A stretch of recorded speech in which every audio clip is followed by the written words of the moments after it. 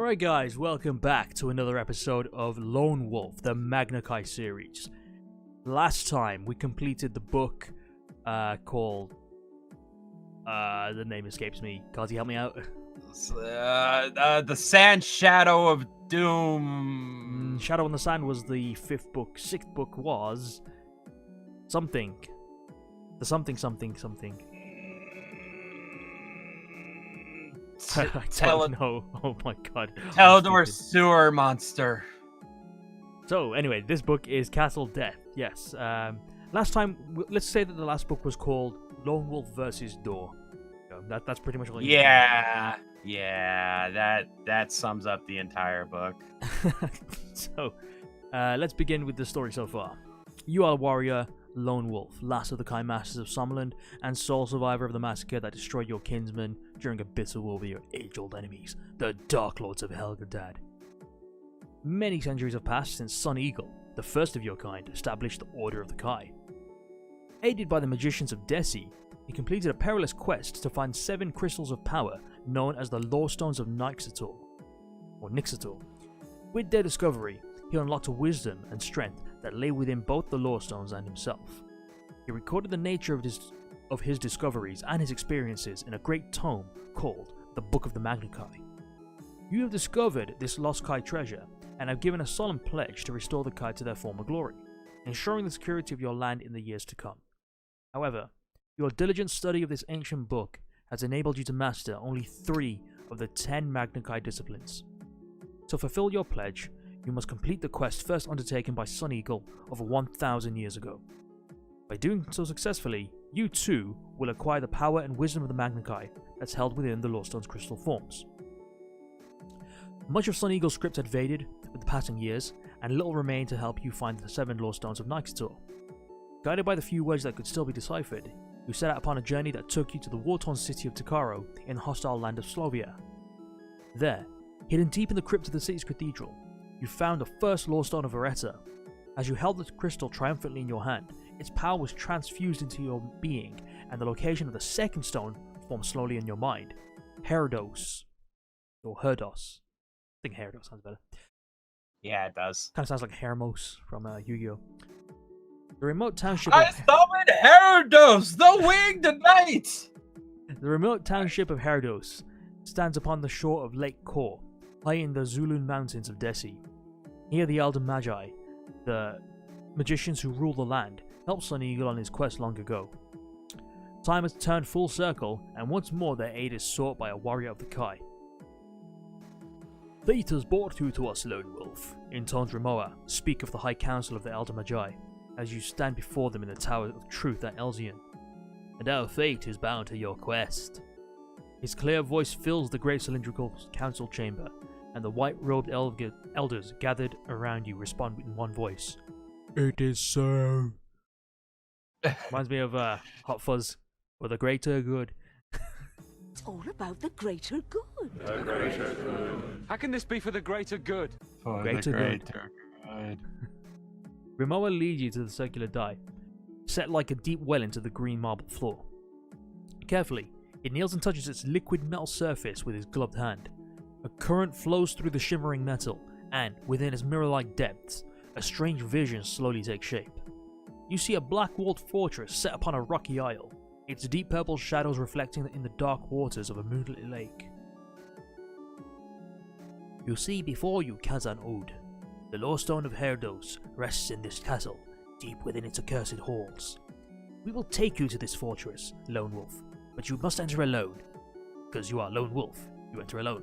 For our powers hold no sway over the forces that command this terrible place. We don't want to die. You could go ahead and continue on this quest to save the Earth, but we're not Kai warriors. If you wanted us to come along, you should change your name to Party Wolf, not Lone Wolf. In the years that have passed since Sun Eagle first came to this land, a great evil has consumed Khazan-ud. We lack the means to destroy this evil, but we have labored to contain it, to prevent it from spreading beyond the island of Kor. The Isle of Kor. Some of our bravest warriors of Magnamund have tried at our behest to defeat the power of Khazan-ud, yet all have perished. But fate now brings us a Kai Master, and our hearts rejoice, for the success of your quest will defeat the bane of Khazan-ud, and deliver us all from its evil shadow.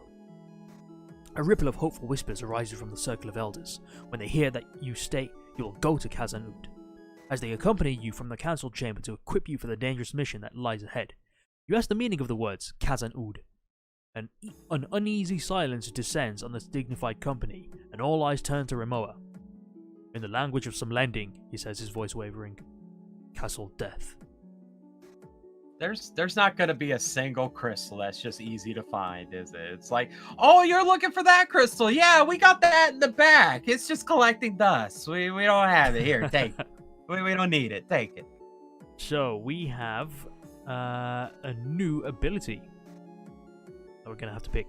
So we had Weapon Mastery, Hunt Mastery, and Curing. Now you can choose from Animal Control, Invisibility, Pathsmanship, Psi Surge, Psi Screen, Nexus, and Divination. And just for reference, we do have an additional lore circle that could be completed if you pick Animal Control. Or we could work towards the Circle of Solaris if you choose either Pathmanship or Invisibility. So we'll have an extra ability to get towards that one next book. This one will be up to you because I'm not going to pick Animal Kinship if it's up to me, and I know you want that Lights lore circle. We can make do with 25 endurance points.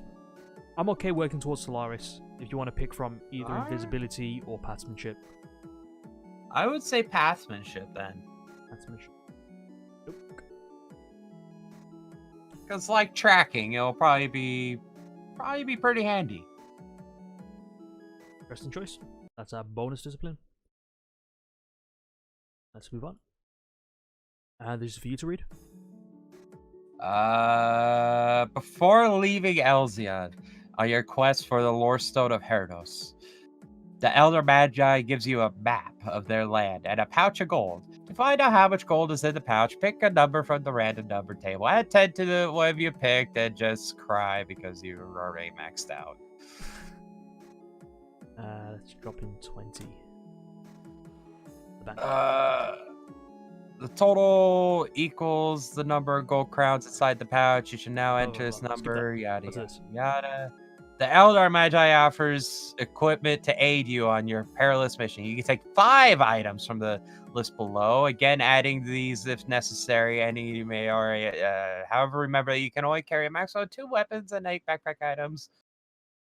Okay. The question is, if we pick the quiver, will we get the arrows? Because we kind of need arrows, don't we? Then we got 2 quivers now. A quiver with 2 arrows, and a quiver with 6 arrows. Well then, okay. Which means if we go to here, we should have 8 arrows.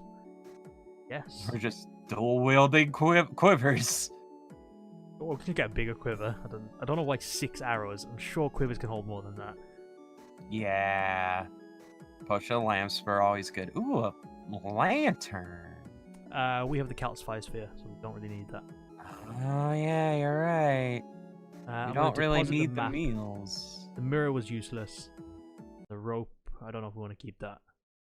Well, it offers us a rope again. Okay, we'll hold on to this one. Ooh, fire seeds. Ooh, Thrown what's against the hard this? surface, these fire seeds explode and burn fiercely. Okay, Yeah, sure, why not? I'll have that. Counts as 1 item. It's a special item, so yeah. Seems we've got room for 2 more. Sword, bow, rope, lantern, mace, and 3 meals. And another dagger. I guess deposit the rope and grab a new rope, I guess. Rope is easy to come by. It's not that big a deal. I would say take 2 meals. And maybe... Oh, wait, no, we're done. I did 2 meals. We could deposit a meal. And probably... Oh, no, we can't, can we? Did we take 5? 1, 2, 3, 4, 5. Yeah. Yeah, we did take 5. Okay. That's fine. Oh, we're a primate, by the way. That's my new rank. We have de-evolved. Guy Blast! There's no new mechanics yet. Nope. All good. Want to make sure there's nothing else we want to deposit into storage. Good. Yeah. You know this. I don't know if I want to keep this. I think the 2 combat extra is more than enough. I want to deposit this 4 combat skill. I'll know we'll need it in a later book. I remember there's a really tough book. Okay. Deposit that and make room at least. Do we want to deposit a meal? No. We can always get rid of these. We've got loads of meals in storage. Oh, okay. Yeah, look, all of these meals. 146 gold crowns. Alright, let's go. We're rich! That's just combat stuff. Here we begin as primate now. High Master Superior to Primate. So the next law circle, next book, it's already decided that we're gonna. I mean, we should be working towards one of these circles. So invisibility is the one we're gonna grab next, then, and we'll complete Solaris. Okay. This is fine. Oh, okay. So these are improved disciplines. So we should read this because now that we're primate, we now have additional abilities to go with our Magna Chi abilities. Oh, so nifty. Animal control will be boosted, so we can repel an animal that's intent on harming them by blocking its sense of taste and smell, and success is dependent on size and ferocity of the animal. Curing, which we have, it has the ability to delay the effects of poisons, including venoms that they come into contact with. So, although you're not able to neutralize a poison, you're able to slow down its effects, so you have more time to find an antidote. Hunt mastery, another one we have. Primates can have increased agility and are able to climb without the use of climbing aids such as ropes. So, like Link in Breath of the Wild, because he can climb anything. You name it, he can climb it. Yeah. I never played Breath of the Wild. Honestly, if there's a wall in front of him, he can just fucking climb it. I don't know how. He just does it. Yes. Psy Surge. Power of the hero. Psy Surge gets boosted by concentrating psychic powers. They're able to set up vibrations that may lead to the disruption or destruction of the object. So destroying it on a molecular scale, probably. Vibrating it to death. Like a fat That's baby just singing. Cool.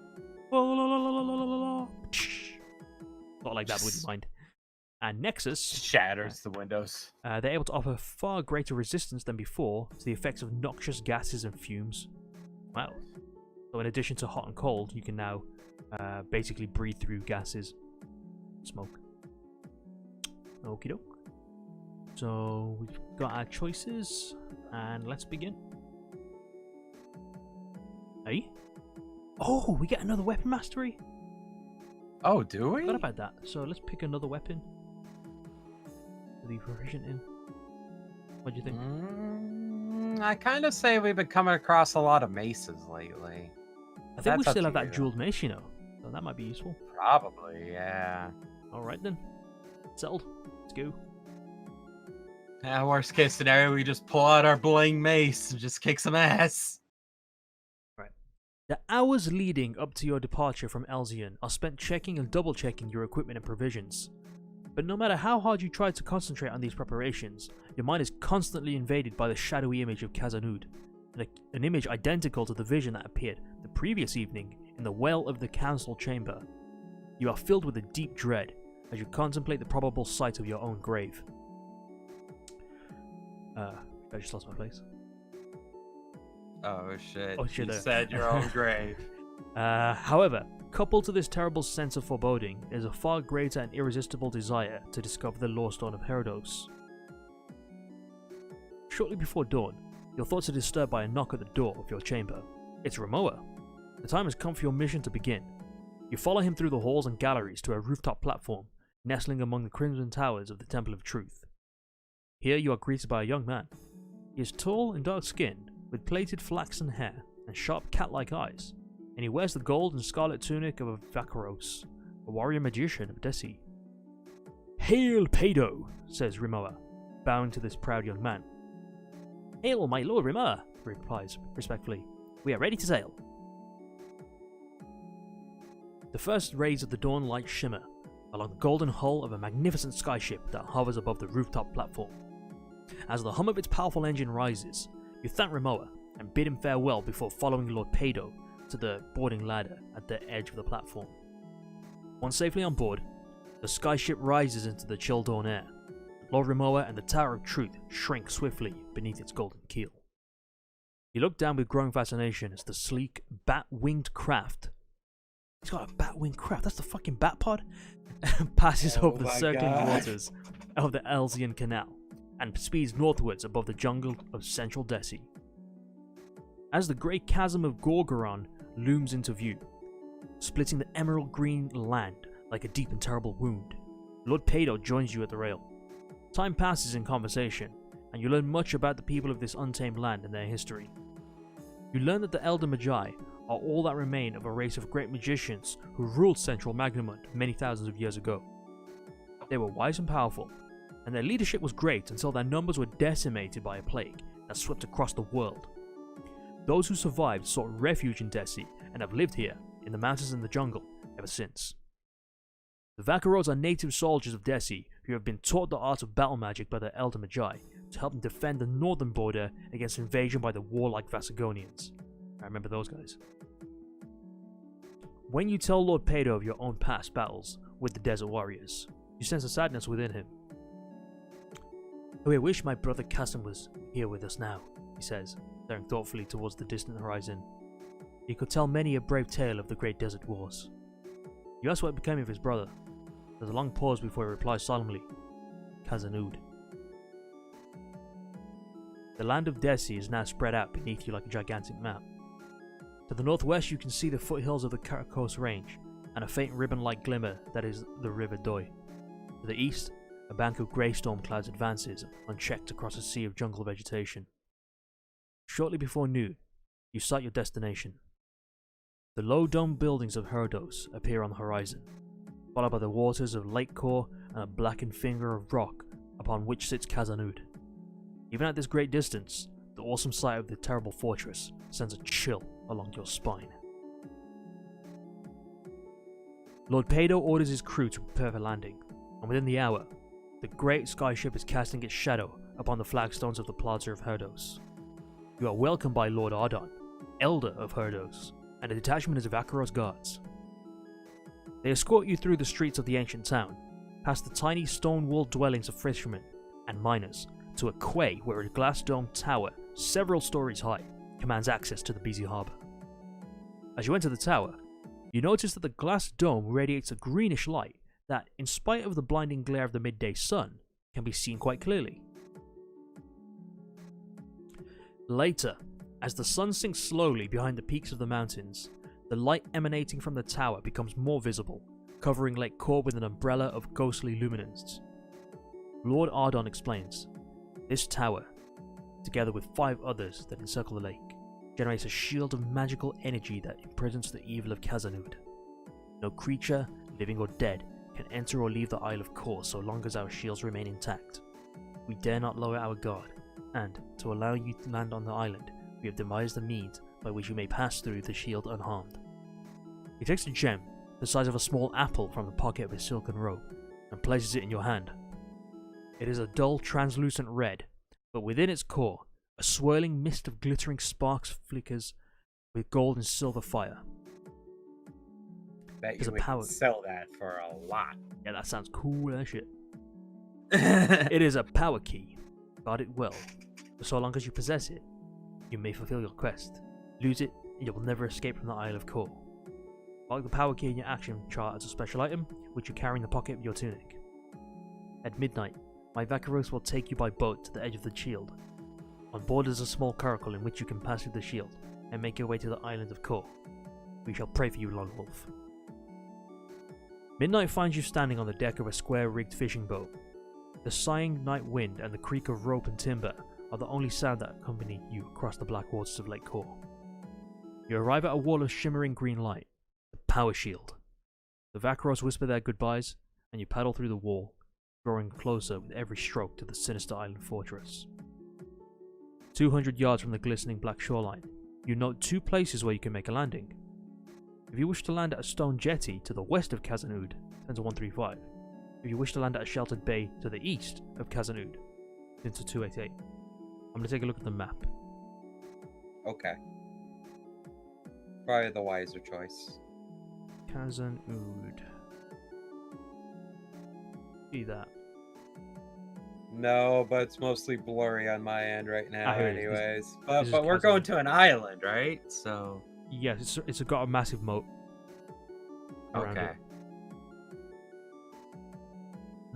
This is mountainous on the west, and it's got a nice path on the east.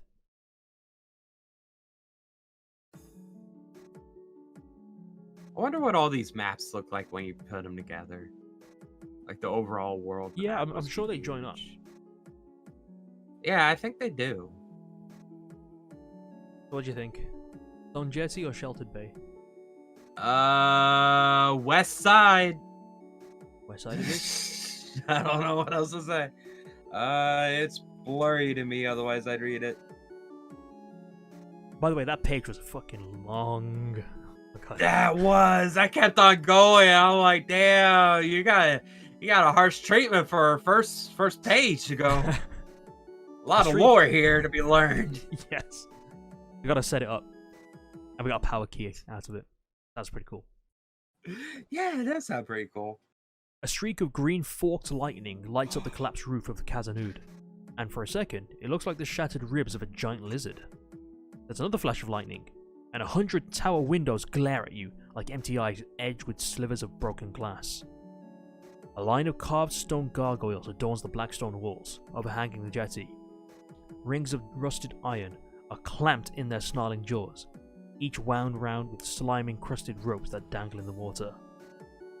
At the jetty, it is deep enough to allow a large vessel to dock, but the current and the swell of the tide make it increasingly difficult for you to control your tiny boats. Your stomach tightens as the swell threatens to dash you against the jetty.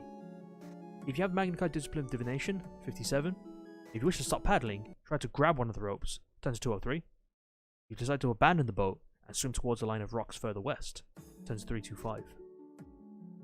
This current is difficult for even controlling a boat, so if we try to swim, I doubt we're going to make it. Yeah, nothing sounds appealing about getting in water and going towards a bunch of rocks. There might be jagged rocks. We might cut ourselves. That'd be bad. Alright, let's grab one of the ropes then.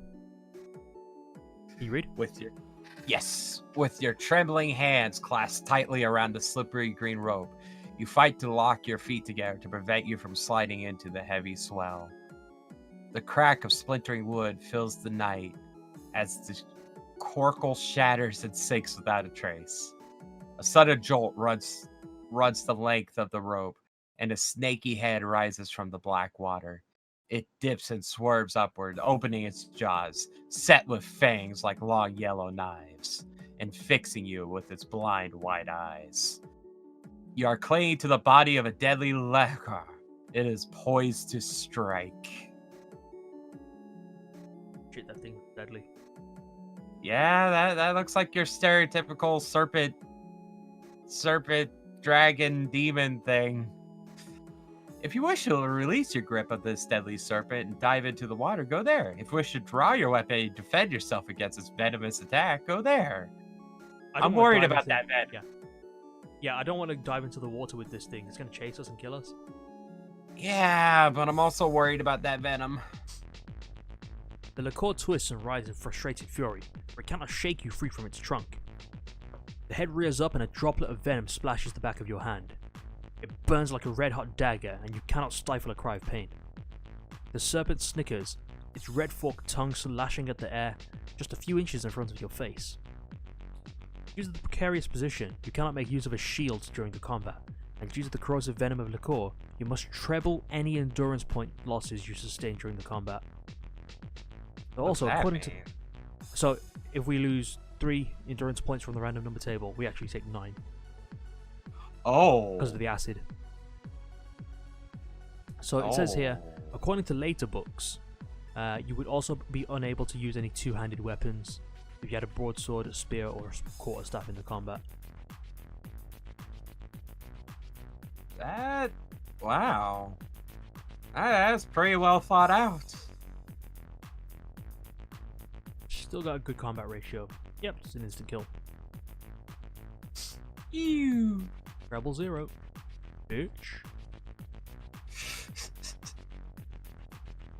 Your killing blow severs the Lekbor's head, sending it spinning into the cold black waters below. A wave of shock ripples through its body, and suddenly you are falling. Its limp torso still grasps between your feet. Seconds later, you hit the lake with a loud splash and sink like a stone. So we ended up in the water anyways. Yep. Gasping for air, you claw your way to the surface and swim for the rocky shore. Heaving yourself from the cold water, crouch down, breathless and exhausted, beside a line of huge boulders, half buried in the cold black sand, and take stock of your belongings. You've lost 2 items from your backpack, and all the food has been ruined from the tainted water. God damn it. I'm not worried about the food, I'm worried about the 2 things. Rope, get out of here. And oh my god, these are all good items. Potion of lamp spur. You want the potion? Okay. Yeah. Well, now we have a backpack to fill up again. I guess that's a little bonus. We better find some items to do that. We're So glad I primate. got We're rid of about that, to find it the potion now. of Alitha for later. I don't want to drop that. It's a really good potion. No sooner have you managed to control your breathing than you hear the sound of scraping, as if some heavy weight were being dragged across the rocks to your left. A vertical crack appears in the surface of the nearest boulder, and a sickly yellow light washes over you. It is not a boulder, you're staring at a huge eye. If you wish to draw your weapon and attack the eye, turn to 265. If you wish to leap your feet and escape towards the sheer rock base of Kazan Oud, turn to 41. Do you want to piss off the giant-ass creature that we know nothing about? Nope, I'm gonna book it. I don't. Yeah, I would say book it too. If a boulder turned out to be an eye, I would be like, nope, Get the fuck I'm out done. of Dodge. Yep. This is you. What? Come on, focus. You just need to load one little bit more. It's not doing it. You're gonna have to do it. A terrible growling follows you across the bleak shore as you race towards the high rock wall that is the base of Kazanud. At first the sand felt comfortably warm, but now your boots have become unbearably hot. A few yards ahead, a line of stepping stones rises out of the scorching black sand. The stones lead away towards a jagged fissure in the rock wall. If you wish to leap onto the nearest stone slab, turn to 177. If you choose to avoid the stepping stones and press on through the burning sand, turn to 104.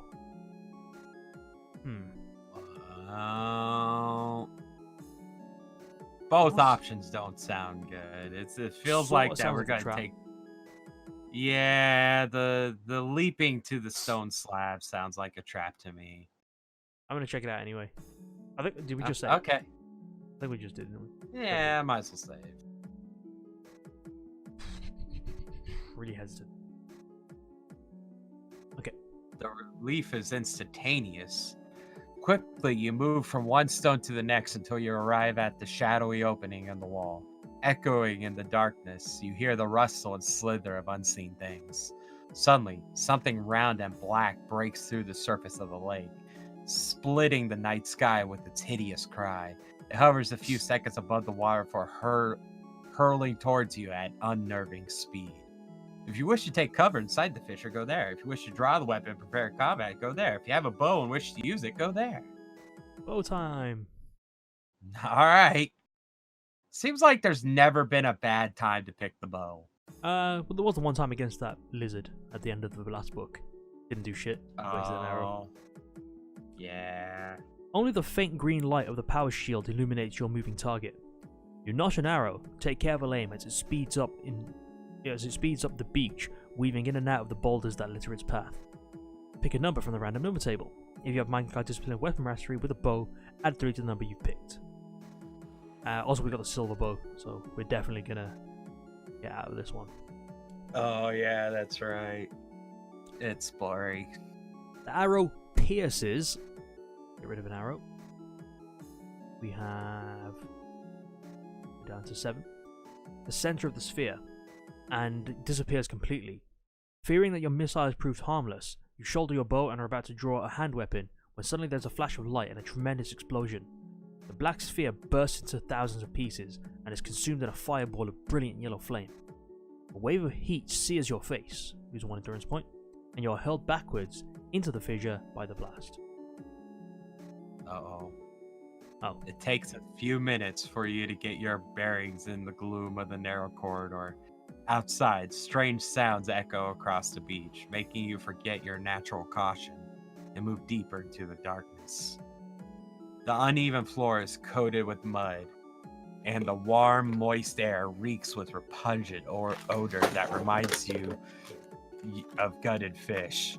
You press on, taking great pains not to slip and fall, but the light soon fades completely, and you slow to a halt. If you possess the Count Light Sphere, a lantern, or a torch and a tinderbox, go there. If you don't possess any of these items, go there. There's going to be another Fire pointless Sphere one. for the win! It makes Also, me feel like this Fire Sphere is useful.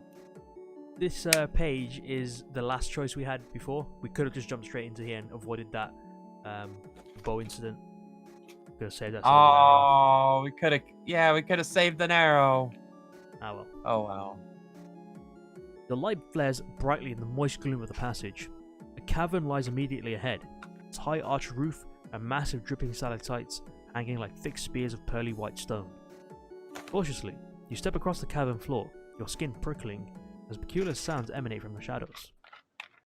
You wind your way through a labyrinth of tunnels, slipping on moss-covered rocks, grazing your head on low ceilings, and scrambling up and down steep ridges and rockfalls until you arrive at a smooth-walled chamber carved with precision from the hard black rock. The staircase ascends through an archway to your left, and directly ahead stands a massive stone door. If you wish to examine the stone door, 274. If you wish to ascend the stairs, 193. Always gotta open the doors. Oh, we might have to fight it. Please don't fight the door, please don't fight the door. Oh. At first glance, the door looks completely smooth. No locks, bars, rivets, or hinges mar its polished surface. However, a closer examination reveals a tiny keyhole near the floor. If you have the gold key, go there. If you do not possess your special item, get the fuck out! Your basic Kai skills tell you that the lock that secures the door is magical, not mechanical in nature. All attempts to discover its secret are blocked by the spell that shields the lock. Reluctantly, you abandon the door and leave the chamber by the stairs. Aww. That was a magical little treasure room there. Wonder where we could have gotten the gold key from. Yeah, I wonder too. Oh, maybe if we stayed on running on the sand, maybe we would have got it, I don't know. Or killed the creature. Maybe we would have found another magic spear that we had to grab, otherwise we wouldn't win the book. The staircase seems to continue forever, coiling its way upward through the solid rock. But eventually, you arrive at a landing from which a tunnel stretches into darkness. You are about to enter when your basic Kai instincts alert you to a shallow step that crosses from one side of the tunnel to the other. A closer look reveals the step to be a perfect square of marble that covers the first 10 feet of the tunnel. If you wish to prod the marble slab with a weapon to test for a trap, go there. If you wish to jump across the slab into the tunnel beyond, go there. If you decide to enter the tunnel by walking across the slab and give no fucks, go there. Well, I'm kind of curious to see what happens if we give no fucks. If we give no fucks? Yeah. You want to give no fucks? I'm down to give no fucks. I'm betting we're just gonna get like shot in the face with an arrow. Yeah, that's my guess too.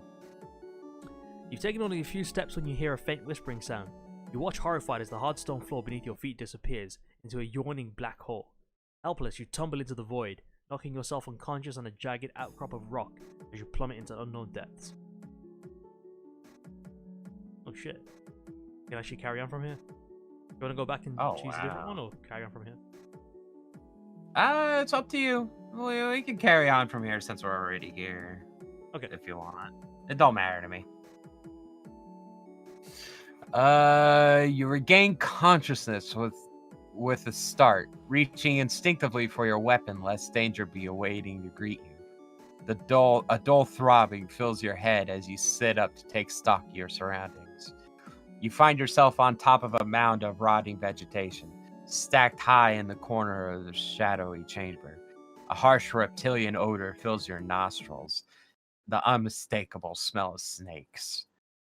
As your vision clears, you notice amid the slime that covers the floor what appears to be undigested human bones. A ribcage, 2 skulls, and several vertebrae are illuminated by a shaft of light that descends from the grate in the ceiling.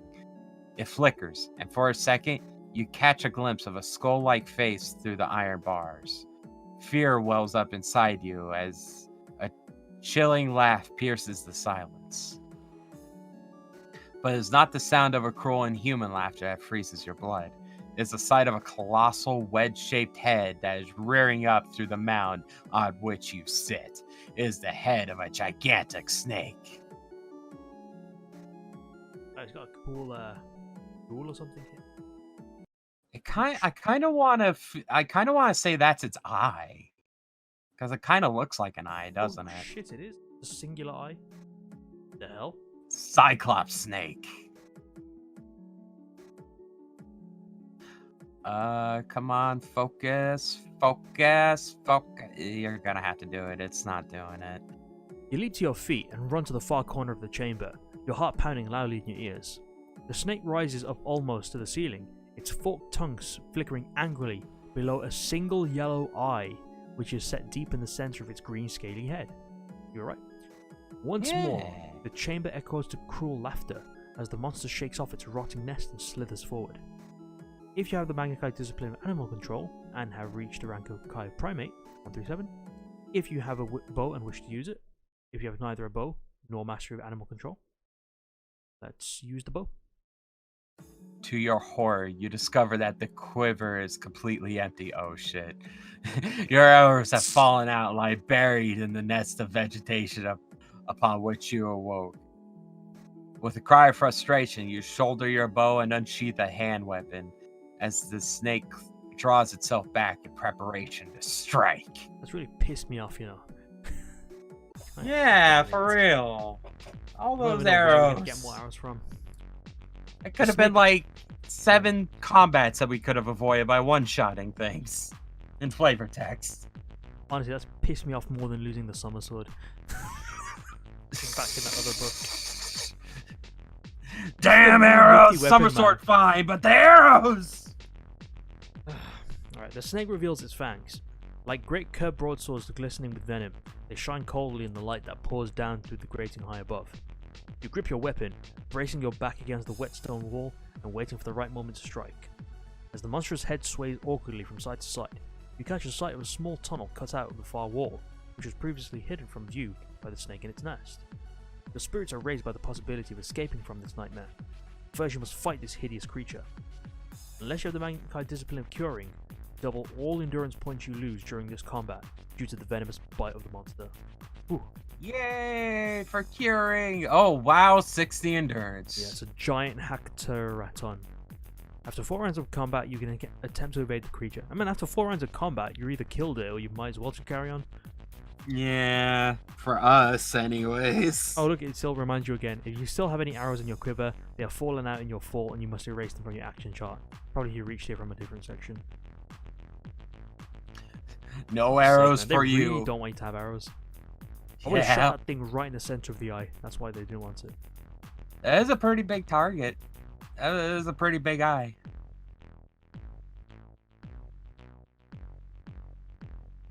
And getting all them bonuses. Yeah, I love just seeing the bonuses add up. Good hit. And we took 0 damage. Hell yeah. Come on. That kill. Oh shit.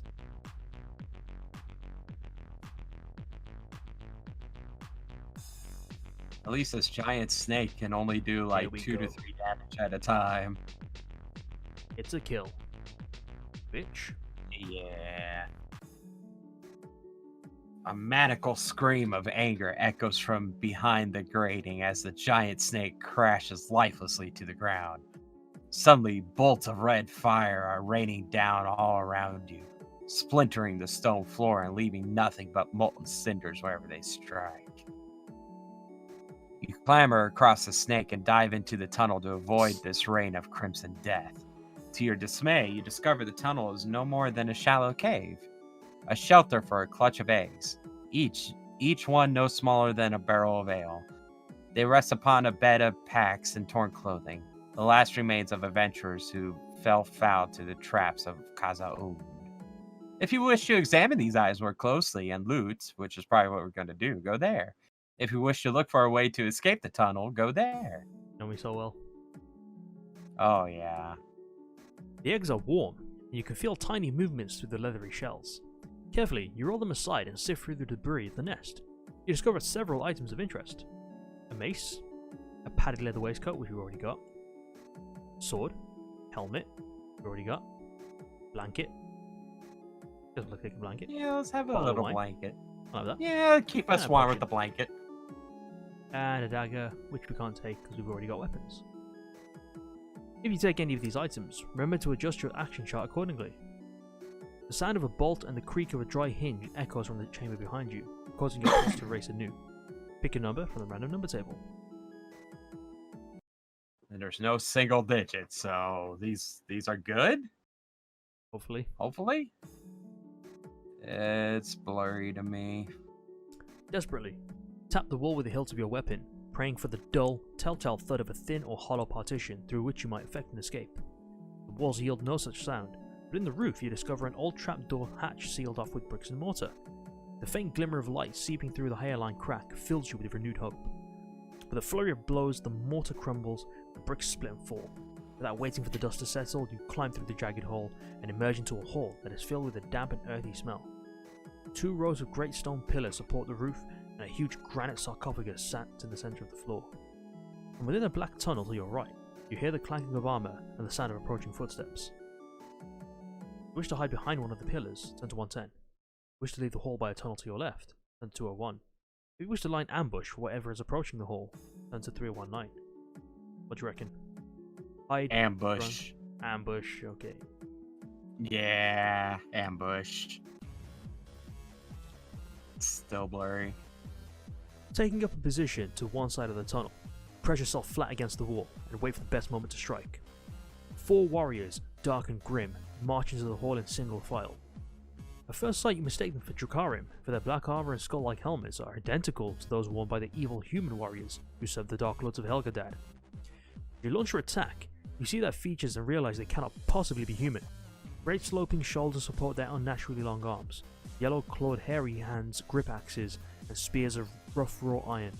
Behind them swing long, tufted tails, like those of lions. Your first blow shears through the backplate of the last warrior in the line, causing him to howl like a demon and collapse in a crumpled heap at your feet.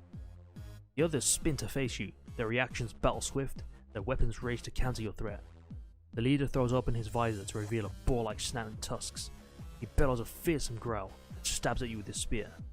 The others echo his cry and close around you. You cannot evade combat and must fight all 3 as one enemy. Am I the only one that's kind of glad that the leader has like a boar-shaped face? Because maybe he's yummy to eat. I mean, he can replace the meals we lost. Yes. Yeah, true. No, You loot the body's meat of beastmen. You loot 2 steaks and some ribs. the random number to the table is not being kind to us. No. Well, this is not as bad as the door. Getting us 3 ones in a row. Good God, that door did so much damage to us. That's going to be the new Yeah, standard for actually, all enemies now. after a door. If you can't do better than a door, you get the fuck out. Oh, now you get the kill. It's still all blurry to me. Swiftly, you search the bodies of the slain beastmen, looking for anything that could shed some light on the mysteries of the fortress. After emptying their packs and pockets, you sift through the following items. 2 axes, 1 bow, take another bow, no. 2 spears, 1 quiver with 4 arrows, so we've got 3 quivers now. Arrows. There we go. Enough food for 4 meals, pouch of herbs and a flask of wine. I want to take the pouch of herbs and a meal. I like Flask how of we're wine. just getting all this wine, though. We've already got a bottle of wine, but there's also a flask of wine. What the difference is? I figured the bottle would be more wide, right? Yeah. Because the flask is a tidier thing, so I guess we'll keep the bottle? I guess? Well, I'm keeping the herbs because we've got the Magnified Discipline of Curing and we can identify these herbs. We can drop them, maybe grab something else. Okay. You recognize the herbs to be crushed Adgana leaves, a plant that grows in abundance in the Bavari hills of northern Desi.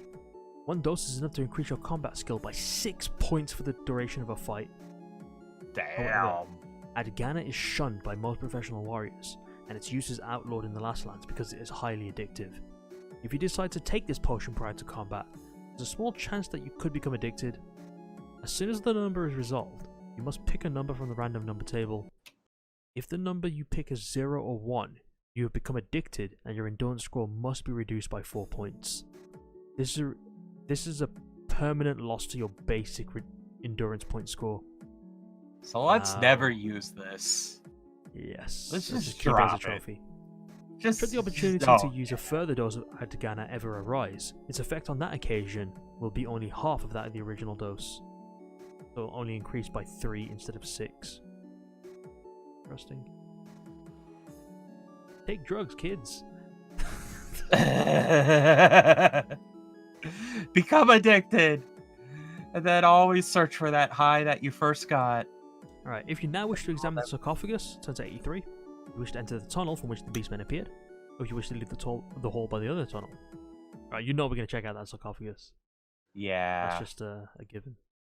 It's probably something undead in it. We'll just kill it and loot it. We got so many undead killing weapons with us. We got 4 of them. Oh, yeah. Jesus. Including the summer sword and the... Yeah, we have a lot. The Sarcophagus sarcophagus is covered with an intricate carvings depicting a procession of strange creatures. Some are part human, part animal. Others are wholly alien to anything you have ever encountered before. One carving in particular holds your attention. That of a snake coiled around a row of 3 stone buttons. It reminds you of a lock designed by the locksmiths of Homeguard, the capital city of your homeland. Your keen eyes are drawn to a faint crack that runs vertically through the stone. You follow the line of the crack and discover it marks the outline of a concealed door. If you wish to open the door, try to open the door, go there. If you prefer to leave the hall by the tunnel to your right, go there. If you wish to leave the hall via tunnel to your left, go there. I guess we'll try to open the door. Huh. If the lock operates in the same way as those made by the Locksmiths Guild of Homeguard, you need only press each button once to open the door. Which order should you press them? The fuck? I like how all of them are 1, 2, and 3. Like all the page numbers. Yeah. Is this something that we should have known beforehand? Maybe it's a bit of information that we've missed. Locksmiths Guild of Homeguard.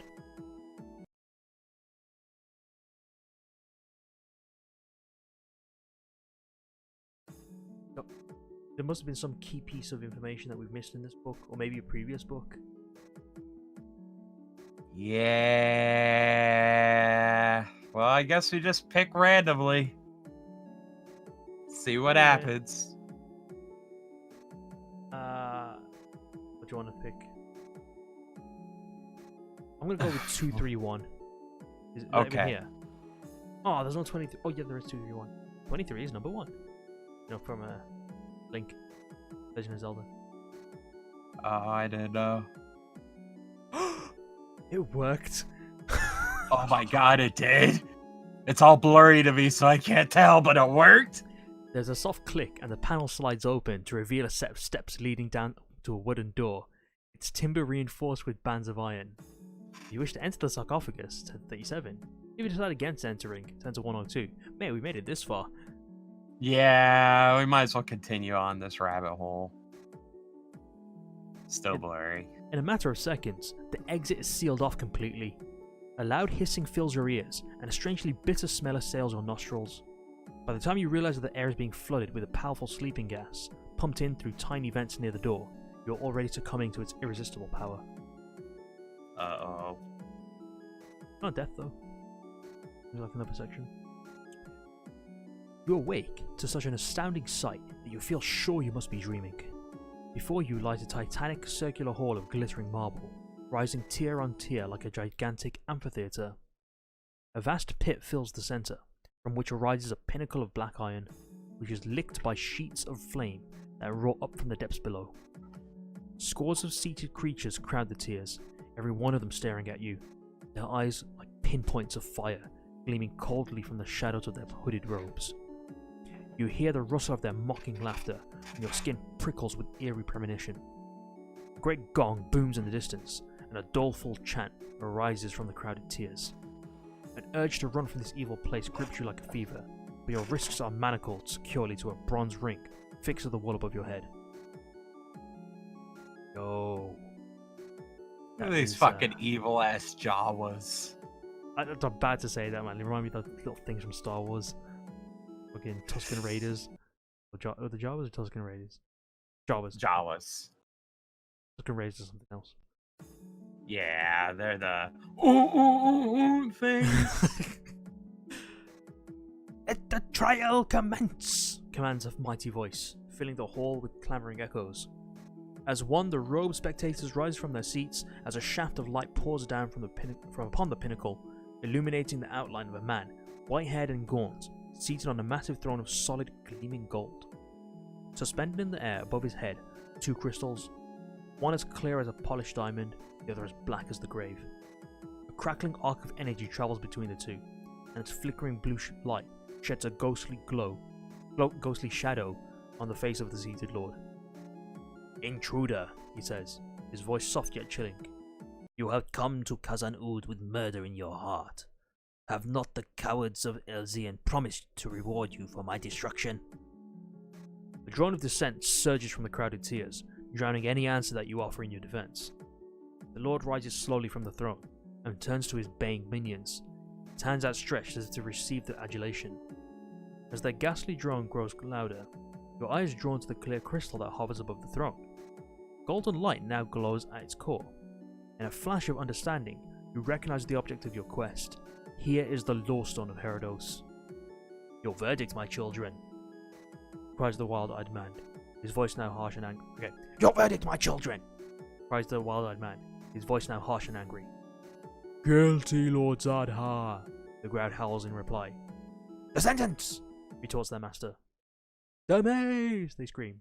"The maze!" If you possess the Summer Sword, it turns 335. If you don't possess it, 264. Summer Sword. There better be a Minotaur in this maze. I hope not. All blurry? Yeah. A rickety hunchback creature, swathed in a hooded robe, approaches the platform on which you stand manacled to the wall. With an efficiency born of practice, quickly he strips you of all your weapons and hands them to an ugly-faced dwarf hovering at his side. The dwarf looks at the Summer Sword with an appraising eye, then raises it above his head to show it to his master. Before he can speak, there's a sudden roar as a bolt of golden energy engulfs the hilt. Screaming with pain, the dwarf drops the sword and cradles his smoking hand, his fingers now missing half of their length. You are unable to hide your smile and are quickly punished for your insolence. The robed creature strikes you across the face, gashing your cheek with its rough warty fist. Yeah, we had to be a little shit, didn't we? We'll heal it up, says joke's on him. "Take him to the maze," commands white-haired Lord Zahda, "and leave the sword for me." The Summer Sword rises into the air and floats towards the golden throne on a cushion of blue mist. You are dragged from the hall in chains. You are taunted by Zahda's cruel laugh and the fear that your quest is now doomed to failure. Erase all weapons and weapon-like special items on your action chart and make a note of them on a separate piece of paper in case you should rediscover them at a later stage of your adventure. Hopefully we should be able to get them losing back. all our items. God damn it, the dagger, the jeweled mace, magic spear. Not the magic spear was such an old one. Summer Sword, dagger of Vashna, and the silver bow of Duodon. Hard to get that. We need those things. Alright, here's a little footnote. In Book 2, Section 79, it states that in order to release the power of the Summer Sword, only a Kai Lord should wield it. Should it be used in combat by anyone who is not a Kai Lord, its power will fade and be lost forever. The dwarf in Castle Death did not use the Summer Sword in combat, and therefore its power has not been diminished as a result. Okay. That was a little flavor text that if anyone was keeping track. Because it was stated that if anyone uses it in combat that's not a Kai Lord, it will lose all its power. But he never used it. Yeah, it's a good thing they like checked up on this information. Like it's like some fans was like, hey, wait a minute. Yeah. Some red shirt guy was like, hey, how come the dwarf didn't make Summer Landing just disappear or whatever? Alright. An escort of armored guards forces you along a steel passageway lined by a crowd of jeering minions. They punch and spit at you as you pass between them, and their foul curses ring in your ears. Fuck you, the guards fuck haul. you. Look on Ragnar, okay? Or was it Ragnar Lokar? Okay, I don't remember. Rannig Rogag. Rannig Rogag? Okay, I'll try to remember that. The guards halt before a huge door of iron and unlock the manacles that in case you're like manacles that like a bracelet, but it's like a so it's more like a shackle. Shackle, yeah, kind of like that, but it's shaped like a bracelet. It's like handcuff. Oh, okay. That in case you're bruised and bloodied wrists. The points of their spears never wander from your throat, discouraging any attempt at escape. The door rumbles open, and a cheer goes up as you are pushed headfirst into a foul-smelling pit. Welcome to the maze, sneers a chilling voice from Lord Zahda from somewhere high above your head. You struggle to your feet and peer up at a ceiling of swirling mist. A faint glow is gradually taking shape, condensing and forming into the likeness of a human skull. Baleful green eyes stare down at you from bony sockets, and a powdered wig, like that of a high court judge, sits squarely upon his fleshless head. You're so stupid. Those wigs kind of look stupid though in general, don't they? Yeah. Like they're a bit much. That first paragraph is blurry to me. What's a skeleton talking? How does a skeleton sound? Oh wait, I can see it now. Okay. Oh, that's the skeleton. You came here to kill, but your plans have been foiled, and now you must face the consequences. Echoes a voice in the skull. You have been sentenced to enter the Maze of Zahda. If you escape, your life may be spared. If you fail, then you will surely die. A fitting end for one who come here in search of death. The skull retreats into the mist, and a deathly silence fills the pit. A semicircular shadow forms on the wall ahead. It grows larger and darker until it resembles the mouth of a cave or tunnel. Suddenly, a gust of chill air whistles from out of this darkness, and you realize that you are staring at the entrance to the maze. Enter! Orders the voice. Enter or die where you stand. It is no idle threat. A crossbolt slams into the sand, barely inches from your feet, and a click of steel drawstrings warns that another could follow if you disobey the command. Reluctantly, you step forward and enter the Maze of Zahda. You're standing in a passage, the walls and floor of which are completely sheer and smooth. In fact, we're actually at the hour mark, which means this is a perfect place for us to end off. Entering into the maze. Nicely timed. So, let's end the episode here. And next time, we are going to figure out what's inside of this crystal maze. Because that was a TV show that was I used to watch. Don't know if anyone else has watched it. I haven't. One of them games. Yeah, it's one of them game shows, but like you have to like get crystals, and at the end you use them to buy time and catch gold foil. Get enough gold foil from like a massive foil chamber, you get a prize. It's Interesting. Look it up when you get a chance. It's really stupid. Anyway, Okay. that's a bit random. Thank you very much for watching, guys. Make sure you like, comment, and subscribe. And next time we're gonna play a game show. This is basically a game show, but with death on the line. Yep. We are the contestants and the running man.